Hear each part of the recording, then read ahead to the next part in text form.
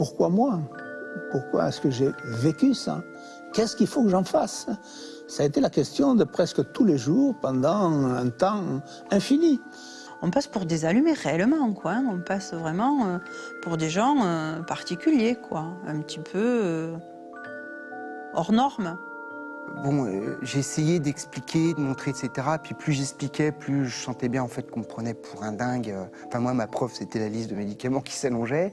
Je veux dire que le trouble engendré par cette expérience est très important. C'est-à-dire que c'est un bouleversement dans la vie. J'avais vraiment peur qu'on me prenne pour un allumé, quoi. Parce qu'à l'époque, et même encore maintenant, les médecins, enfin les purement scientifiques sont encore un peu sceptiques. C'est vrai qu'ils ont envie de nous donner des pilules pour essayer qu'on te raconte ça.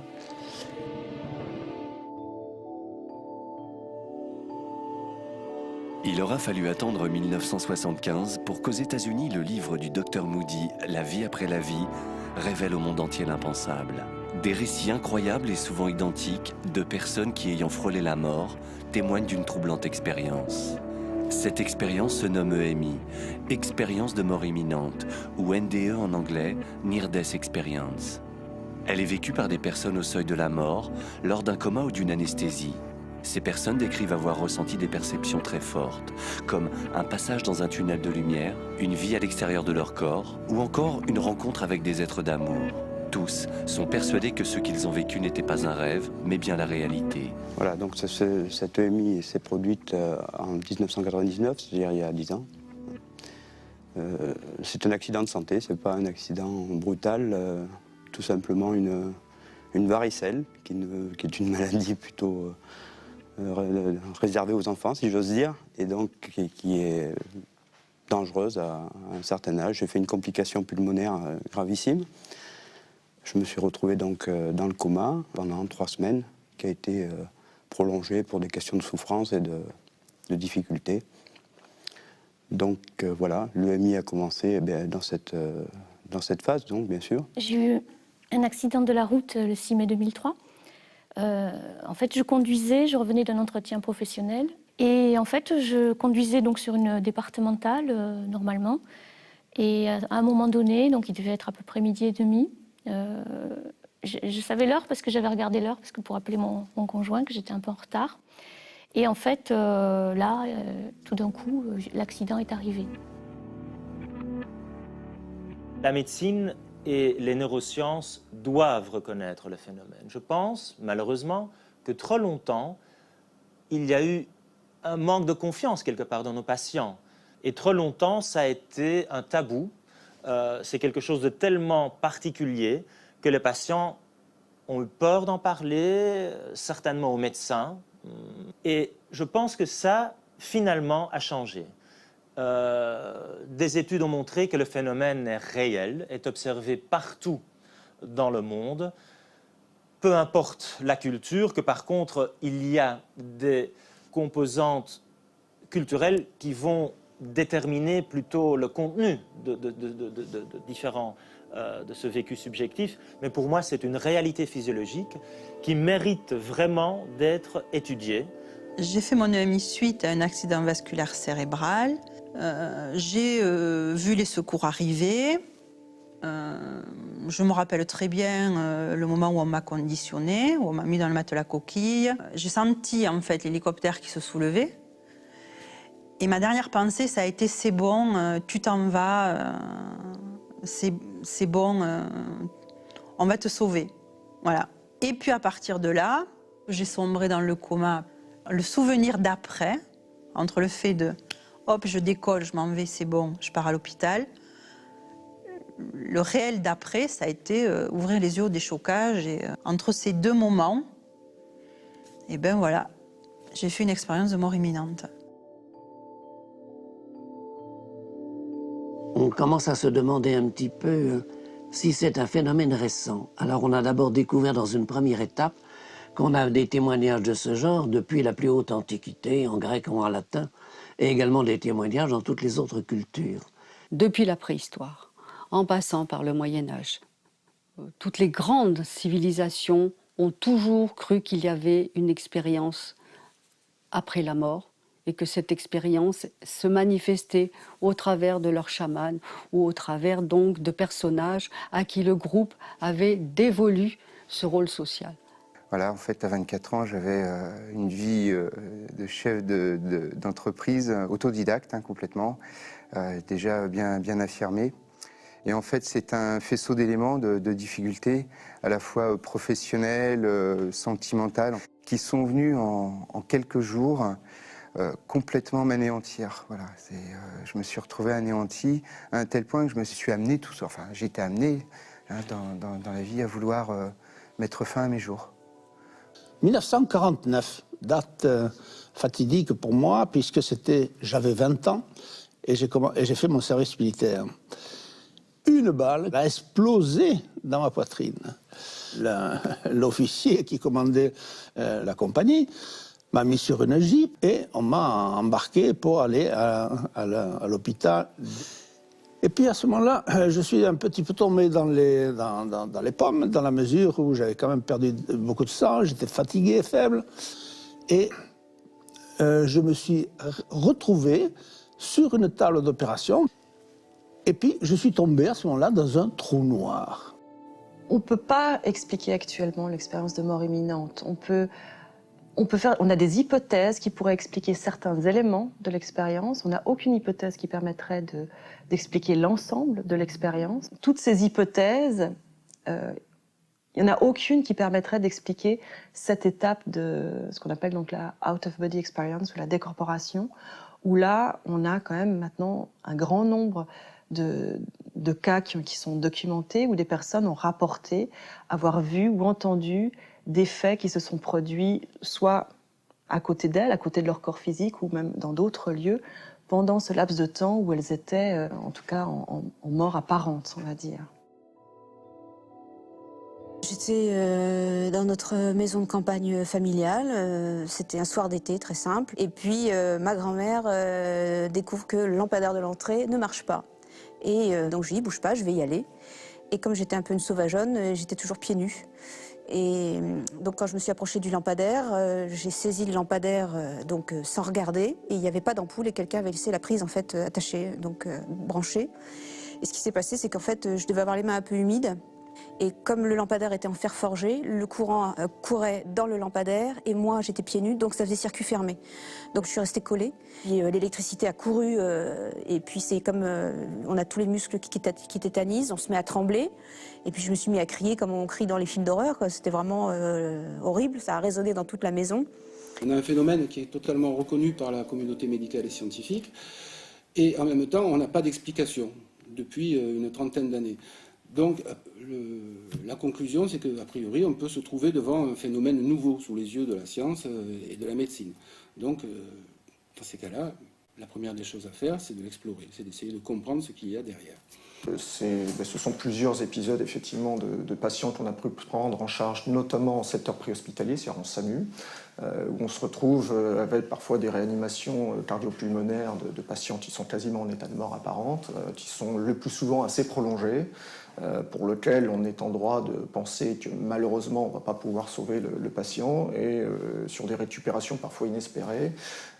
On a des témoignages a posteriori des patients qui sont effectivement assez troublants, avec des rapports de perception, soit de ce qui s'est passé pendant la réanimation, alors qu'on est en droit de penser que ces gens-là manifestement ne voyaient rien, n'entendaient rien, n'avaient pas de perception sensitive ou douloureuse de ce qui se passait.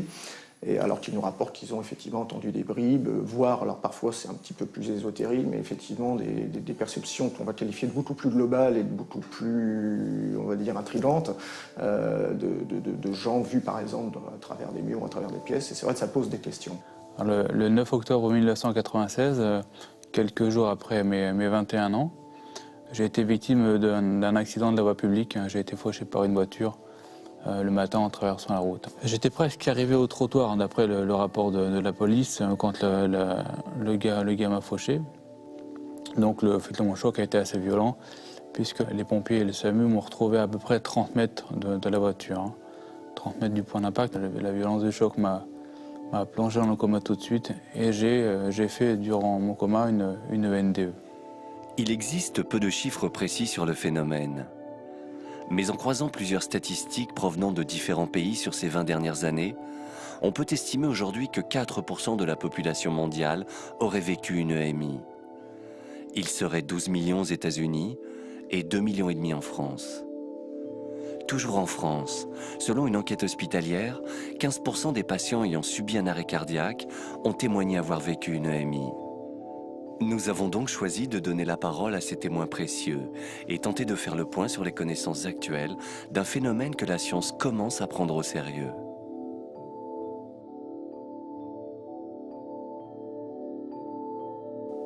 Je me suis retrouvé debout dans un tunnel. Un tunnel parfaitement cylindrique. Et les parois n'étaient pas lisses, les parois étaient couvertes de pavés.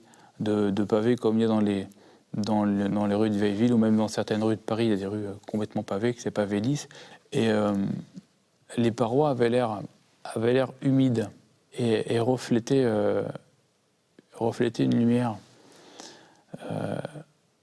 une lumière extrêmement blanche, extrêmement vive qui venait du fond du tunnel. C'est contradictoire, mais c'est une lumière très très blanche, très très vive, mais qui n'éblouit pas du tout. Et en plus de ça, qu'il y a une espèce... C'était une lumière qui avait l'air... Ça va paraître complètement fou, mais qui avait l'air un petit peu vivante, comme si c'était une présence. J'étais dans une lumière, dans quelque chose d'un peu vert, un peu verdâtre, une ambiance très cotonneuse, très silencieuse. Il n'y avait pas de bruit, mais alors vraiment pas du tout de bruit. Il y avait une lumière blanche, en fait c'était une ligne blanche, un blanc très luminescent, quelque chose de très intense, un blanc qui n'existe pas ici. Et en même temps, ce n'était pas du tout aveuglant, ce n'est pas du tout gênant. Je n'ai pas vu de tunnel, ni de lumière. Par contre, ce qui s'est produit est difficile à expliquer. En fait, pour dire une généralité, c'est que j'étais dans un état de perception très différent de ce qu'on connaît dans un état normal. Je veux dire, que ce soit les sens, la vue, je ne veux pas dire que j'entendais à ce moment-là, c'est beaucoup plus complexe que ça. C'est comme si j'avais été l'environnement, tout et rien en même temps, tout en gardant une part d'individualité, c'est-à-dire pas d'individualité, mais oui, j'étais encore quelqu'un, mais quelqu'un de beaucoup plus vaste. Je me suis en fait retrouvée dans une prairie verte, qui était très très jolie. En fait, c'était étonnant parce que l'herbe, elle me semblait vraiment extrêmement vivante, comme si l'herbe, elle avait une conscience, on peut dire ça comme ça. Et en fait, l'herbe était, le panorama était comme à l'envers, c'est-à-dire que le ciel était en bas et l'herbe était en haut. Donc, je me suis dit, je vais faire une roulade pour me mettre dans le bon sens, en fait. Et c'est là que j'ai vu que j'avais pas de corps. Alors, j'étais un peu surprise, mais après le mouvement de surprise, j'étais dans le bon sens. Et sans aucune transition, je ne sais pas pourquoi, j'ai été projeté vers cette lumière. Ou c'est la lumière qui est venue très rapidement vers moi, ou c'est moi qui ai été projeté vers la lumière. J'ai plutôt l'impression que c'est moi qui ai été projeté à une vitesse fulgurante vers cette lumière-là. Je me suis retrouvé derrière, debout, dans une grande prairie, un grand champ, avec de l'herbe qui était... pas de l'herbe tondue, c'est vraiment de l'herbe sauvage qui devait faire, je sais pas, 10-15 cm de haut. Très verte, avec plein de petites fleurs parsemées, des fleurs sauvages un peu partout.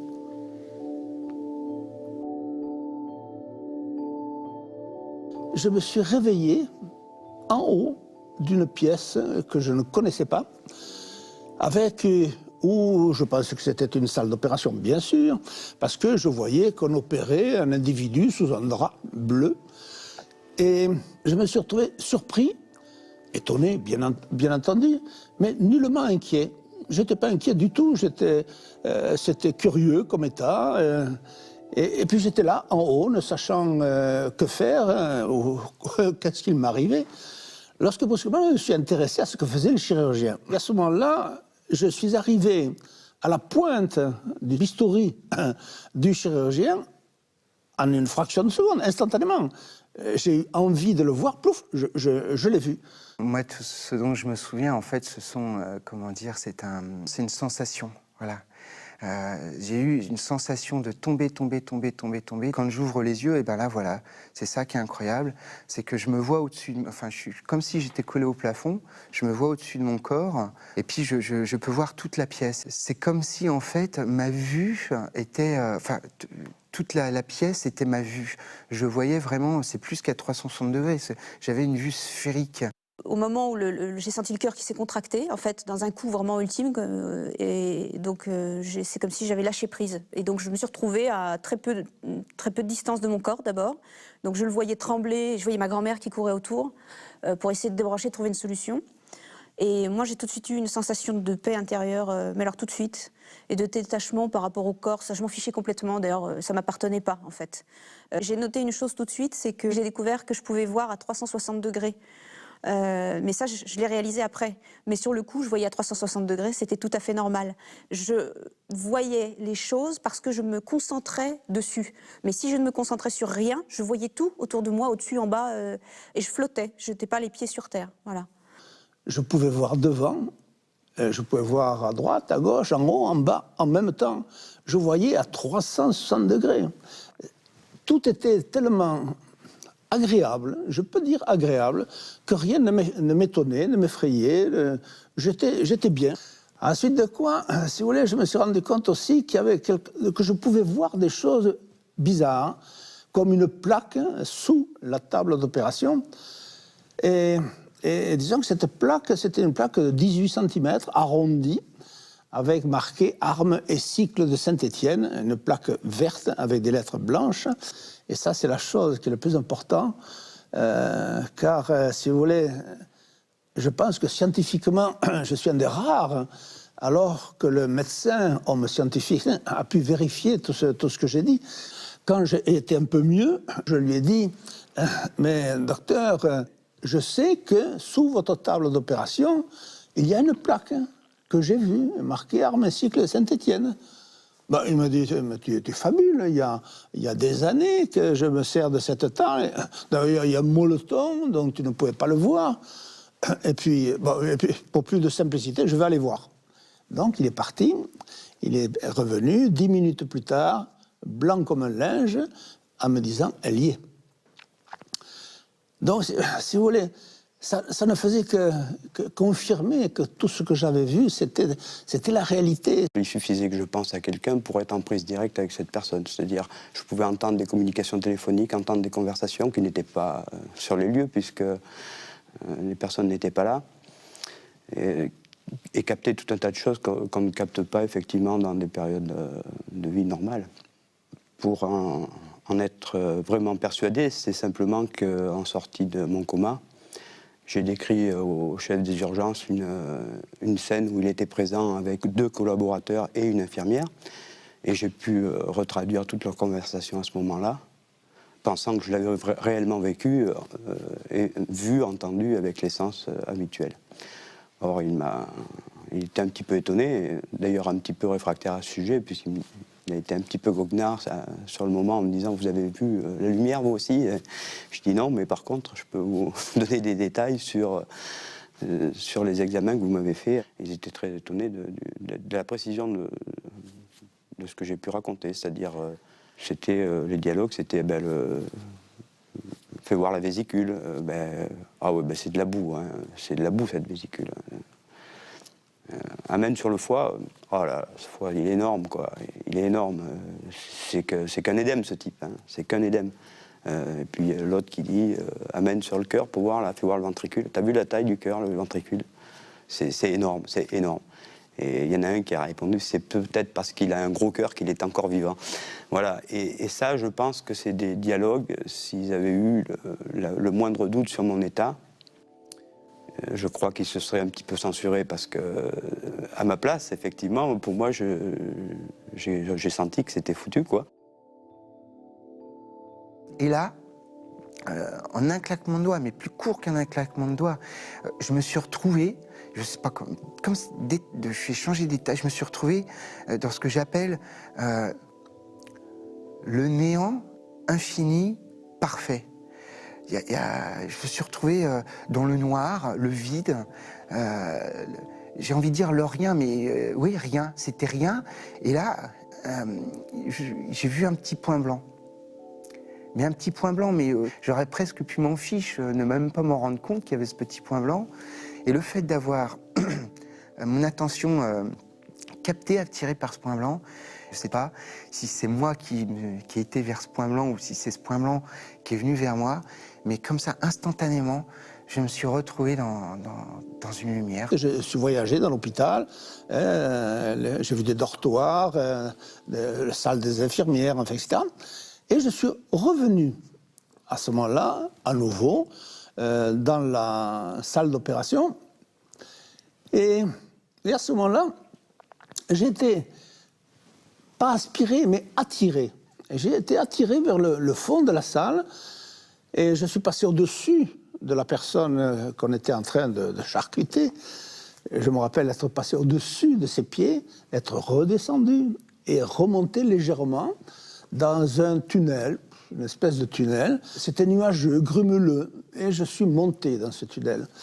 Et je me suis retrouvé dans un espace très noir, mais un noir vraiment noir. Ouais.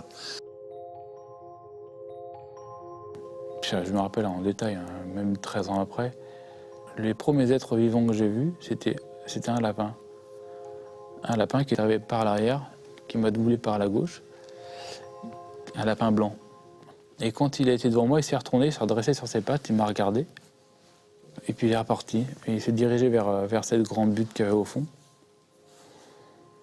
Une personne est apparue devant moi, sortie de je ne sais pas où, parce qu'en face il y avait une butte et j'ai vu arriver de nulle part un personnage habillé en blanc, un personnage très très lumineux. Et ce personnage s'est rapproché de moi, mais vraiment comme si elle flottait légèrement au-dessus du sol. C'était une femme habillée avec une robe, un genre de robe tout en voile blanc, translucide, et robe qui descendait au ras de l'herbe. Et quand elle a été à une distance où j'ai pu la reconnaître, j'ai reconnu Claudie. Claudie, c'était ma tante, qui s'était suicidée 6 ans auparavant, je crois, 90. Et au bout de cette lumière blanche, il y avait un halo. Et dans ce halo, il y avait des silhouettes. Et c'était mais que des personnes qui me connaissaient sur le bout des doigts, parfaitement bien. Moi, je ne les connaissais pas. Je n'avais pas le sentiment, en tous les cas, de les connaître. Donc je me suis dit, je vais y aller, je vais aller voir comment ça se passe. Et en même temps, je savais que si j'allais au bout de cette ligne blanche, je ne reviendrais jamais. Je savais que je partais vers la mort. J'en étais consciente de ça. Mais j'avais absolument pas la nostalgie ou de la peine de quitter mon entourage, mon boulot, ma maison, mes amis, tout ce que je peux avoir ici. Et donc, j'ai commencé à m'approcher un petit peu de ce halo et de ces silhouettes. Et plus je m'approchais, et mieux j'étais. Et j'ai regardé devant moi parce que je ne savais pas où j'étais. Et donc, au loin, j'ai vu des êtres qui arrivaient vers moi. En fait, ils avaient, on va dire, comme une espèce de silhouette humaine. Mais bon, on ne peut pas dire comme nous, avec des bras, des jambes et tout ça. J'ai pas vu ça. J'ai vu juste une espèce plutôt de forme qui ressemble à une forme humaine. Et donc, ils étaient blancs, mais blancs lumineux. En fait, blanc, je ne sais pas trop comment le décrire. Peut-être comme une lumière de plateau. Ou comme la lune. Un peu comme ça, blanc, encore plus lumineux que ça. Quand je les ai vus au loin de cette clairière, et ils sont arrivés en glissant, on va dire, sur l'herbe. Ils ne marchaient pas vraiment. Et là, donc, ils étaient sur 2 fils. Une file devant les petits, une file derrière les grands. Et en fait, ils sont arrivés. Et là, c'était l'amour total, l'amour absolu. Ce qu'on peut-être on appelle l'amour inconditionnel sur Terre.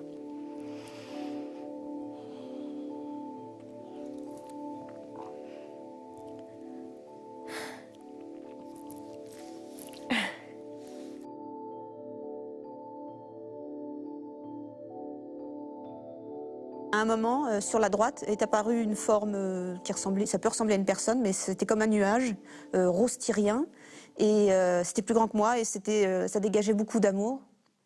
Un amour inconditionnel extraordinaire. Moi, j'étais en paix. Alors ça, c'était génial. Plus de stress, plus d'angoisse, plus de peur, plus rien, plus de colère, rien. Juste un état de bien-être absolu.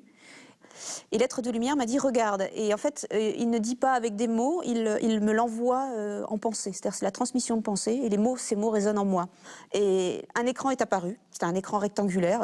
Aujourd'hui, à l'époque, les écrans plasma n'existaient pas, mais ça pourrait être l'équivalent. Sauf qu'il n'y avait pas de cadre. C'était un peu nuageux autour. Et puis, c'était d'abord blanc, et puis après, j'ai vu 14 années de ma vie défiler. L'être de lumière ne me jugeait pas du tout. C'est-à-dire que c'est moi qui ai jugé mes actes, et j'étais déçue, en fait, par ce que j'ai fait. J'étais déçue par mon avarice d'amour, mon avarice de communiquer ce que je ressentais de bon. Et l'être de lumière m'a dit « Bon, alors, est-ce que tu es prête à partir? Est-ce que c'est bon, c'est OK ?» Moi, je regardais l'écran, je disais, bon, oui, 14 ans, je suis un peu jeune pour mourir, mais bon, si c'est le moment, allez, j'y vais. Et j'ai dit, OK, d'accord. Et bien, j'y allais tranquille, moi, j'avais pas de problème. Pour moi, finalement, la situation s'était calée, tout était bon. Et donc, au moment où j'ai dit OK, il y a un truc étonnant qui s'est passé. J'ai eu la sensation que ma tête s'ouvrait, en fait, et qu'il y avait une espèce de douche qui m'est tombée, mais d'un coup, boum, et il y a eu des milliers d'informations. Et en fait, moi, je dirais, c'était comme mon dossier d'âme, enfin, ma bande d'archives d'âme, en fait. Alors, c'est très difficile à expliquer, mais c'est-à-dire que d'un coup, je me suis souvenue des vies antérieures, pourquoi j'étais venue là, c'était quoi le but de la vie, qu'est-ce qui était vraiment important, et puis surtout une reconnexion à quelque chose qui n'a pas de nom, qui n'a pas de... simplement l'amour absolu, l'amour inconditionnel qui vous emplit complètement et vous êtes dans un bien-être absolu. Et au bout d'un certain temps, j'ai vu au fond de cette noirceur une espèce de lueur qui s'est dégagée. Et puis cette lueur a grandi, a grossi. Et elle s'est transformée, elle s'est un petit peu restreinte, et elle s'est transformée en lumière. Mais une lumière d'une puissance, pire que les spots qui nous entourent. Et alors, elle s'est approchée de moi, et au fur et à mesure que cette lumière s'approchait de moi, j'étais de plus en plus heureux. Mais un bonheur qui était pas terrestre, je ne peux pas dire, je n'ai jamais connu cela.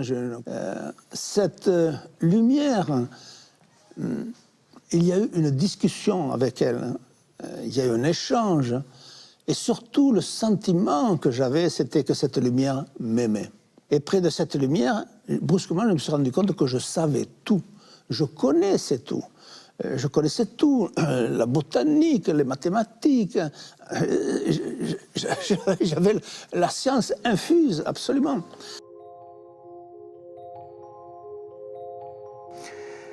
J'étais, tout en étant moi, j'étais cette lumière. Et pourtant, cette lumière était distincte, mais on ne faisait qu'un. C'est la sensation, le sentiment d'amour, encore le sentiment d'amour, c'est piètre, c'est réducteur. Et je baignais, mais littéralement, dans un bain d'amour. C'était très léger, j'étais très doux, c'était très doux. Et comme une sensation de dilatation, d'osmose, de symbiose parfaite. Sans être réducteur, mais c'est tellement puissant, c'est tellement beau. Moi, j'appelle ça l'amour de Dieu, mais c'est absolument pas par dogmatisme ou par religiosité. Et donc, en fait, cette lumière m'a demandé, écoute, puisque tu es là, qu'est-ce que tu as à dire, qu'est-ce que tu as à montrer, quoi, voilà. Et là, j'ai revu plein de scènes de ma vie, quoi. Alors, c'est pas chronologique.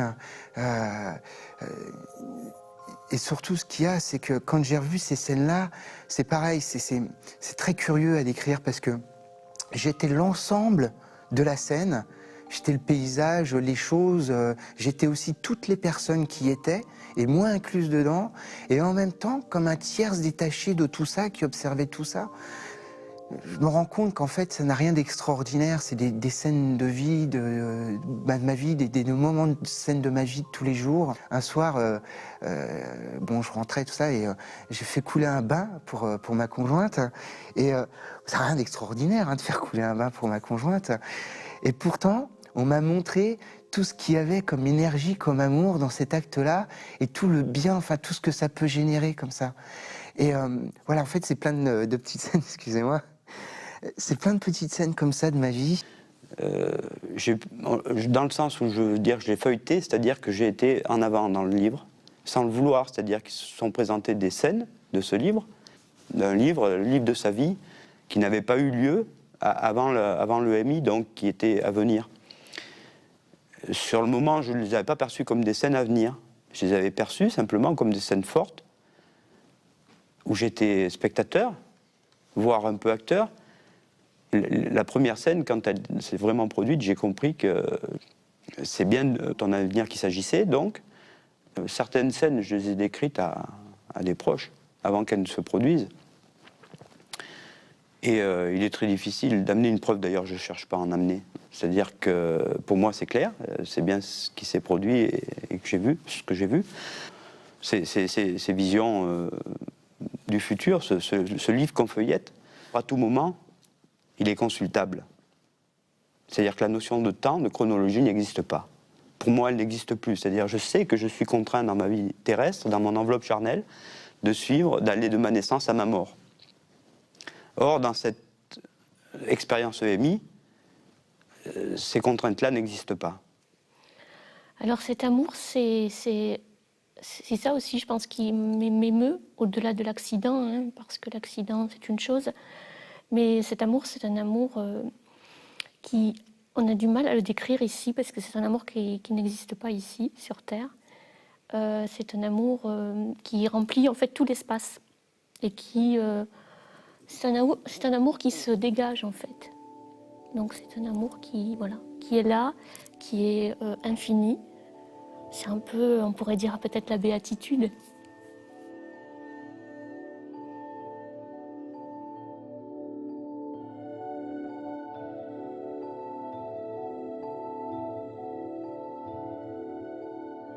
Elle était très belle, très lumineuse, elle n'avait aucun signe de vieillesse, une peau très blanche. Elle ne m'a pas dit beaucoup de choses. Elle était très directe, elle m'a dit « je ne veux pas que tu ailles plus loin. Je te laisse regarder autour de toi, mais il faut que tu fasses demi-tour, Sandrine t'attend. » Sandrine, qui était ma petite amie de l'époque, et c'était l'argument pour que je fasse demi-tour. Ce qui est dramatique, c'est que je suis persuadé que si elle m'avait donné comme argument une autre personne, mes parents, mon frère, ma soeur, mes grands-parents, j'aurais pas fait demi-tour, ça me fait peur quand j'y pense maintenant. Et j'ai fait demi-tour, je me suis réveillé. C'était début décembre 1996. Effectivement, au cours de l'EMI, il y a eu un événement effectivement qui est marquant. J'ai des difficultés à les replacer chronologiquement, mais celui-là, je sais à peu près à quel moment il s'est situé. Il s'est situé vraiment à la fin de l'expérience. Peu avant la sortie du coma, j'ai rencontré dans cette phase de perception quelqu'un qui m'a dit là il faut faire un choix, ou vous rentrez ou vous restez. Et ce choix il me paraissait simple, je rentrais puisque j'avais envie. La difficulté dans cette EMI, c'est qu'on a contact avec tout le monde, on entend, on voit. Communique pas.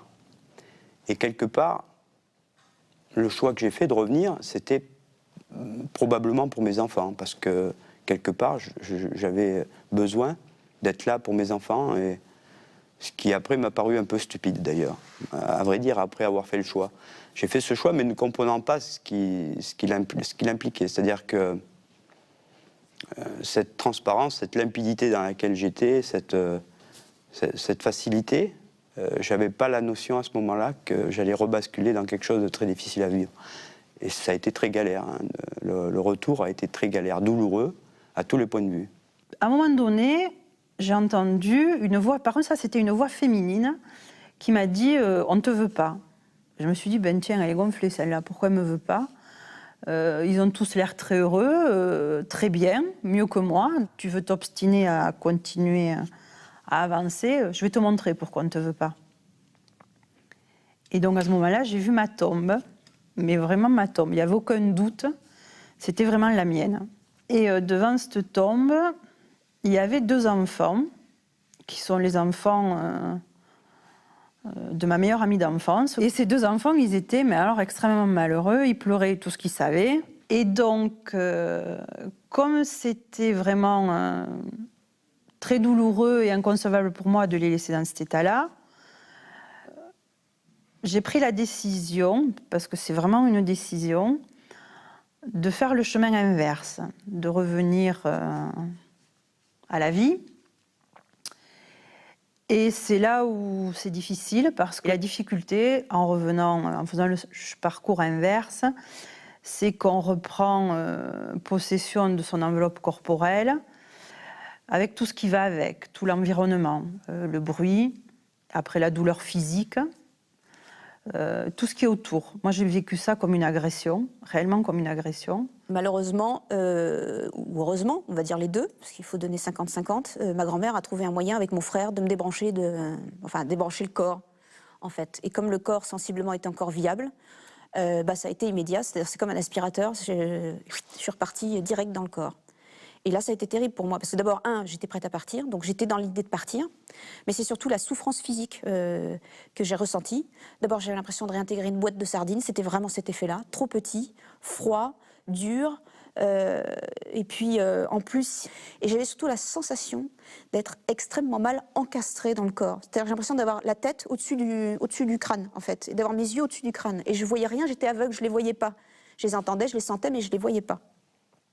Puis au bout d'un moment, j'ai fini par terminer de me réintégrer dans le corps. Et puis voilà, et puis c'était fait. Et au bout de certain temps, cette lumière s'est éloignée. Et je me suis rendu compte que ce n'était pas la lumière qui s'éloignait, c'est moi qui repartais, et c'est moi qui recommençais à redescendre dans le tunnel avec une tristesse infinie.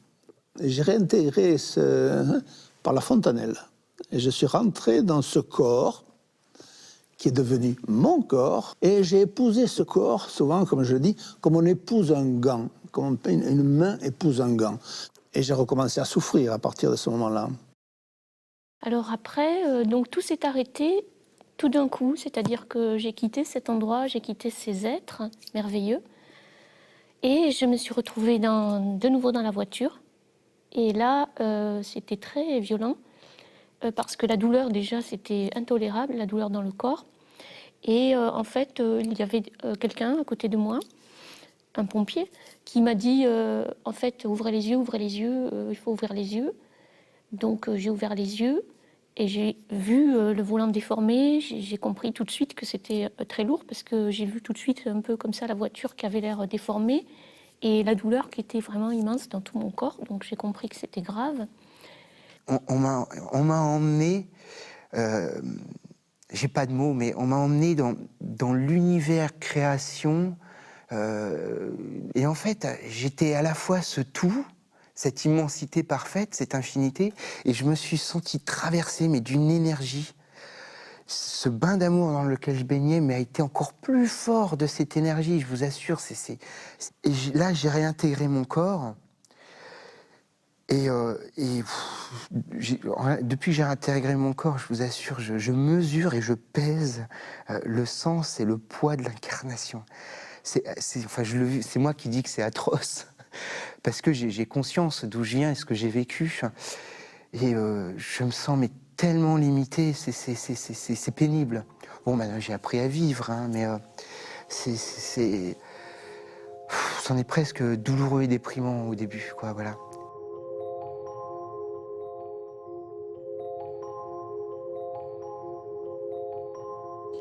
Alors l'hypothèse psychologique, en fait il y en a une, en gros, c'est qu'on aurait affaire à un mécanisme de défense qui se mettrait en route au moment de l'approche de la mort, et qui serait une sorte de défense de l'ego qui mettrait en scène tout un scénario possible de survie pour lutter contre contre la terreur même que lui inspirait son propre anéantissement. Vous voyez donc un hémisphère, le tronc cérébral, et vous voyez en bleu les régions qui vont être le plus atteintes en coma. Et il est intéressant de s'arrêter devant cette région-ci, la jonction temporopariétale, où des chercheurs suisses ont trouvé par hasard, chez des patients qui avaient en fait une lésion dans le cerveau, ils ont stimulé cette région et cette patiente, c'était une femme, a raconté avoir vécu quelque chose d'extraordinaire. C'est de savoir se voir haut de la pièce, avoir eu expérience out of body, et puis on l'a fait et refait, et chaque fois c'est wow. Et je pense que c'est une étape qui arrive à faire le lien entre quelque chose de très particulier et quelque chose de très concret, matérialiste, qui est l'activité neuronale dans une partie du cerveau.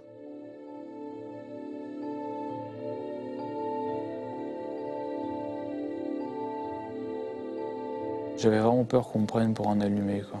Déjà, ma mère m'avait dit, tu fais attention à qui t'en parles pas au docteur de ce que tu viens de nous raconter. Hein.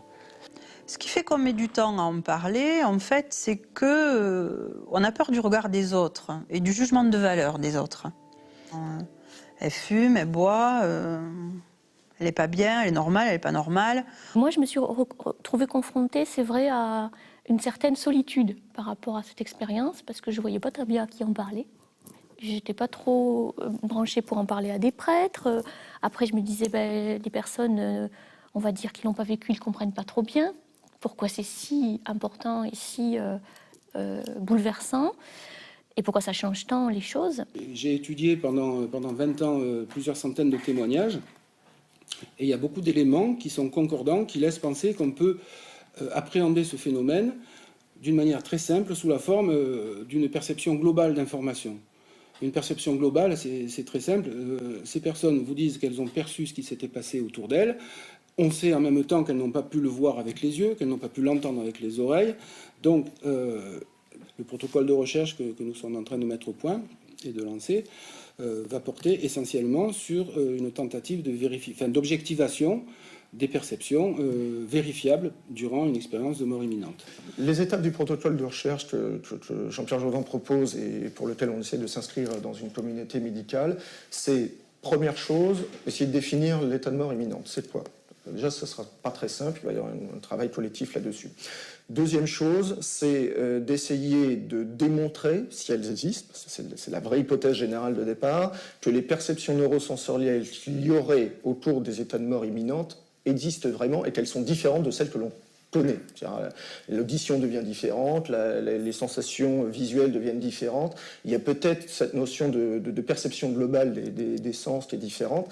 Tout ça, c'est des choses que l'on imagine ou que l'on croit comprendre par les retours d'expérience des patients, mais il faut dire ça existe ou ça n'existe pas. Et une fois qu'on aura répondu à cette question, si ça existe, et si on peut avoir quelque chose qui permet de le quantifier et de le mesurer, c'est de recueillir des données médicales et des données auprès des patients au plus proche de ce qu'ils ont vécu et non pas des années après.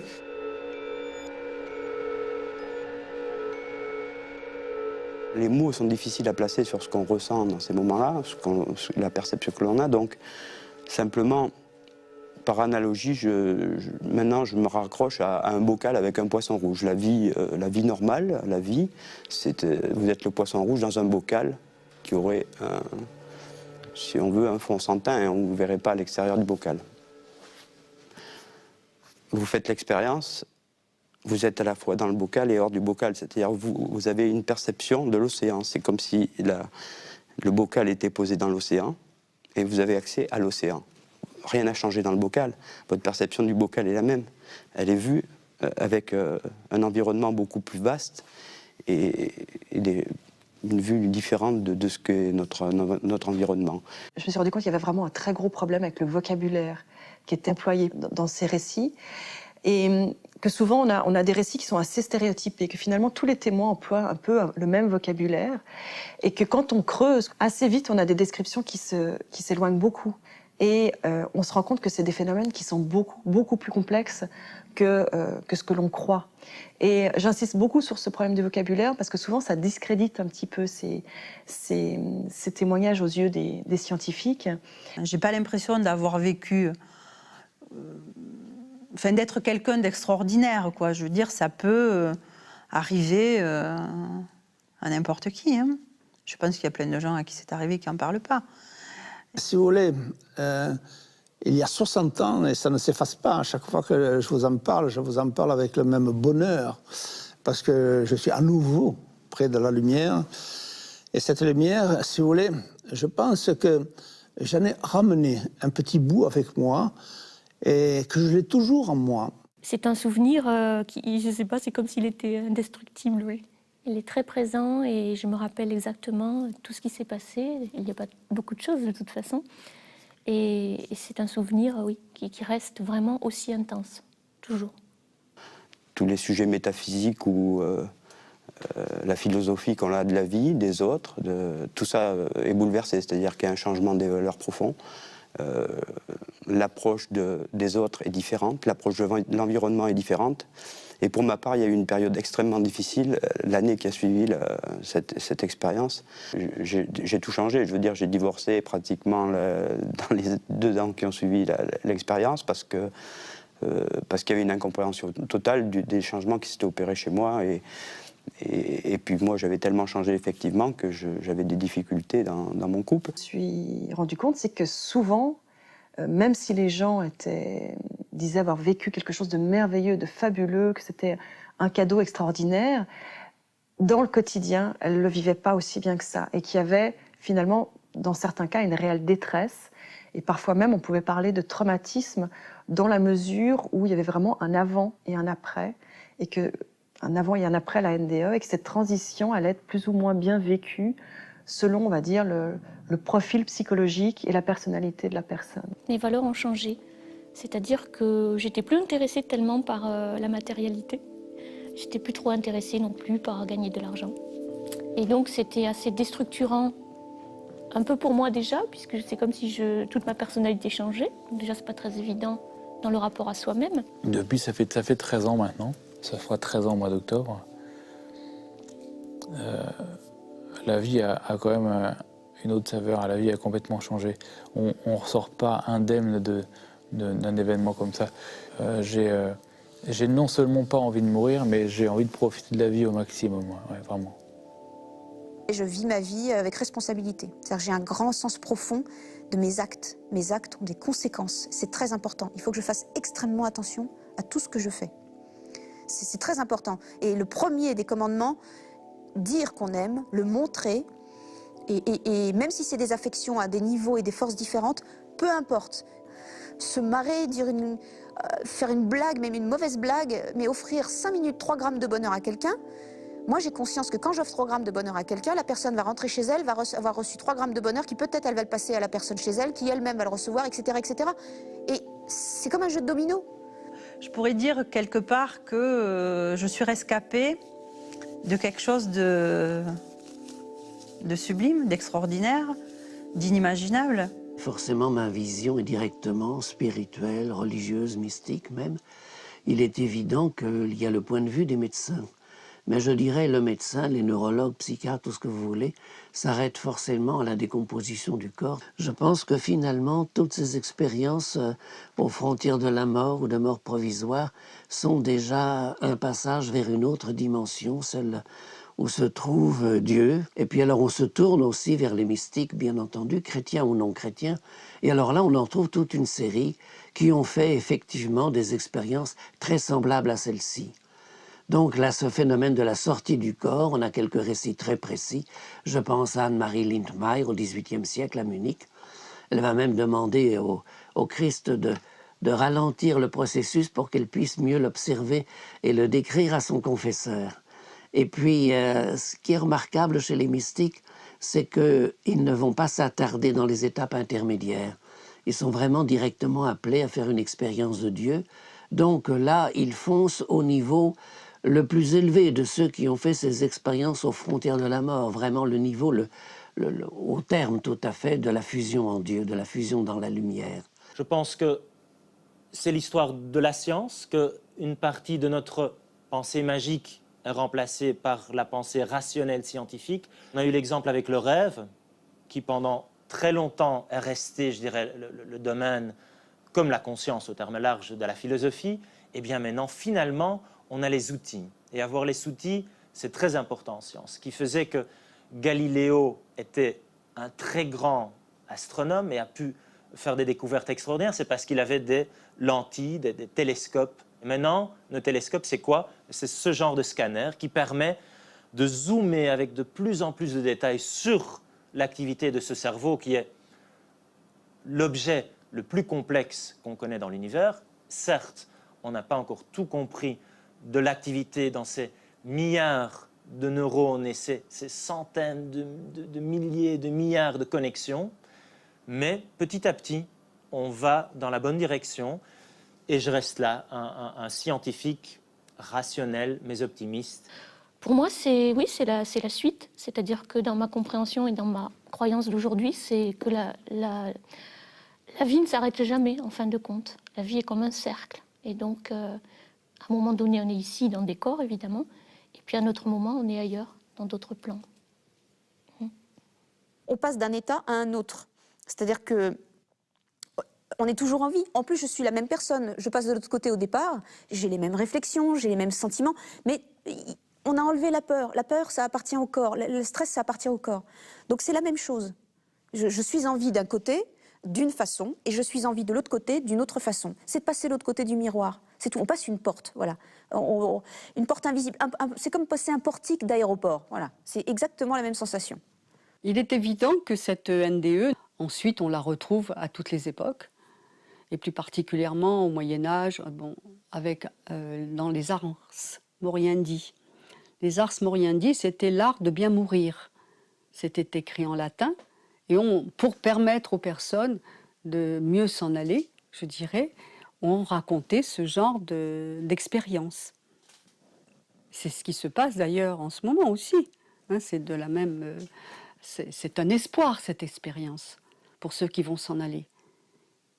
C'est plus la désespérance de se dire « ça y est, je suis au bout, c'est fini, on n'en parle plus ». On y croit, on n'y croit pas, peu importe. Mais à la fin, la personne a besoin de s'accrocher à quelque chose. C'est l'évidence. La mort, alors actuellement, non, la mort ne me fait absolument pas peur. Voilà, je ne la cherche pas, je ne fais rien. Voilà, c'est pour moi. Puis la mort, ça veut rien dire. Ça ne veut rien dire. La mort, ça n'existe pas. C'est juste passer d'un état à un autre, c'est tout. Voilà, c'est rien de plus. C'est quitter la maison. Là, ça c'est ma maison, c'est ma petite boîte, c'est mon vêtement. Mais c'est tout. Ça détermine pas ce que je suis moi. Ce que je suis moi, c'est bien plus que ça.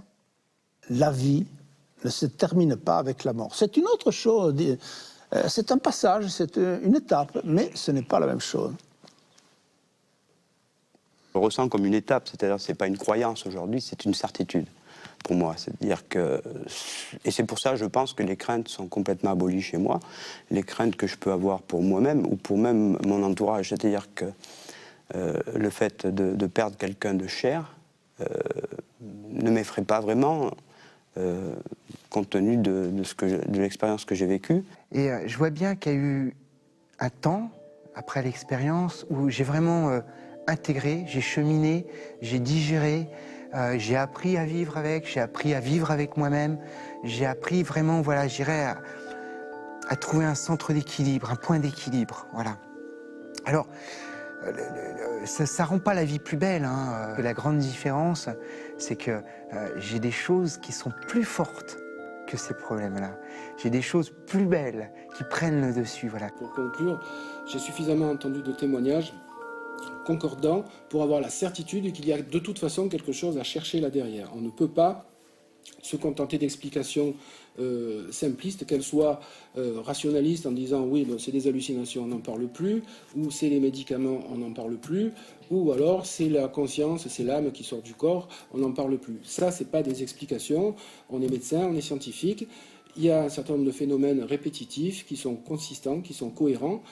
Il faut les explorer. C'est ma seule conviction intime, c'est qu'il y a quelque chose à trouver là derrière. On ne peut pas laisser tomber ces expériences en les jetant d'un revers de main. Quand j'en parle en tant que scientifique, c'est clair, je n'ai aucune preuve et là, En tant que scientifique, je doute.